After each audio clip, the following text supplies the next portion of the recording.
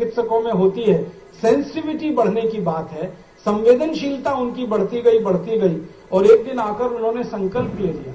फिर उनका दूसरा संकल्प ये था कि हम 3000 डॉक्टरों का ये जो संगठन है, इस संगठन में आगे भी दूसरों को शामिल करते रहेंगे अगर वो हमारे इस विचार पर चलेंगे। धीरे धीरे संख्या बढ़ती गई। फिर ये आंदोलन स्वीडन से निकल के डेनमार्क में चला गया, डेनमार्क से निकल के फिर नॉर्वे में चला गया, नॉर्वे से निकल के फिर जर्मनी, फ्रांस में चला गया और एक बहुत बड़ी संस्था बन गई।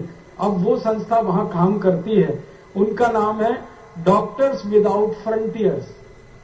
और वो मिलके पूरे के पूरे यूरोप के ये नॉर्डिक कंट्रीज जो कहे जाते हैं, इनमें एक ही अभियान चला रहे हैं और उसमें पूरे सफल हैं कि एक भी फालतू की गैर जरूरी दवा और खतरनाक दवा उनके बाजार में बिक नहीं सकती, क्योंकि उसका वो प्रिस्क्रिप्शन करते नहीं है।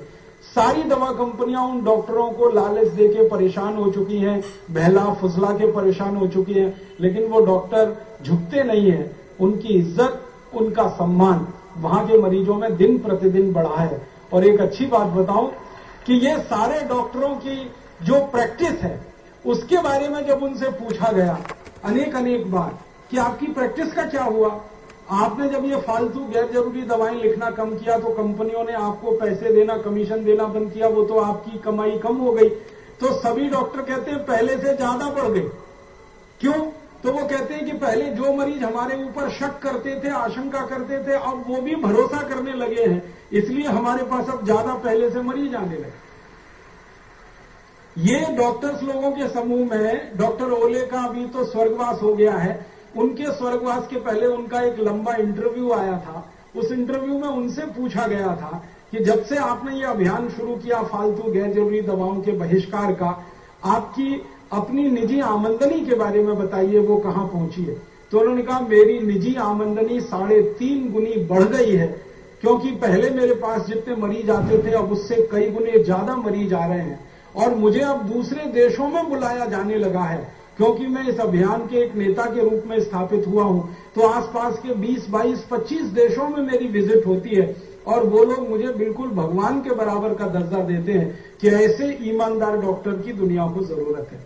मेरा आपसे एक निवेदन है कि स्वीडन में डॉक्टर ओले हो सकते हैं तो भारत में भी ऐसे सैकड़ों, हजारों, लाखों डॉक्टर ओले हो सकते हैं, क्योंकि हम भी वैसे ही हैं जैसे वो हैं। हमारी संवेदनशीलता भी उतनी ही है जितनी उनकी है, हमारी बुद्धिमत्ता, इंटेलिजेंसी भी उतनी है जितनी उनकी है। बस हमको एक दिशा लेकर काम में लग जाने की जरूरत है, बाकी तो सब पीछे पीछे चल पड़ेगा। तो आज आप सब चिकित्सक बंधुओं से, बहनों से मैं एक ही निवेदन करना चाहता हूं कि आप अपने जीवन में एक छोटी सी शुरुआत करिए और वो शुरुआत यहीं से करिए कि फालतू की गैर जरूरी बेकार की दवाएं हम मरीज को लिखेंगे नहीं, और कोई मरीज आग्रह करेगा तो उसको समझाएंगे, डिस्करेज करेंगे।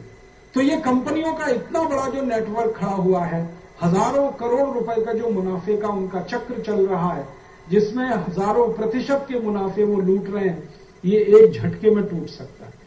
हमारी सरकार तो इस चक्र को तोड़ नहीं पाएगी जब तक कि कोई ऐसी सरकार ना आ जाए जो बहुत ईमानदार हो और भ्रष्टाचार को जड़ मूल से मिटाने के लिए कटिबद्ध हो। ऐसी कोई सरकार आ जाए तो वो एक झटके में कर सकती है, लेकिन जब तक वो सरकार नहीं आती तब तक हम हाथ पे हाथ धरे नहीं बैठ सकते। हम अपने जीवन से एक छोटी सी शुरुआत कर सकते हैं।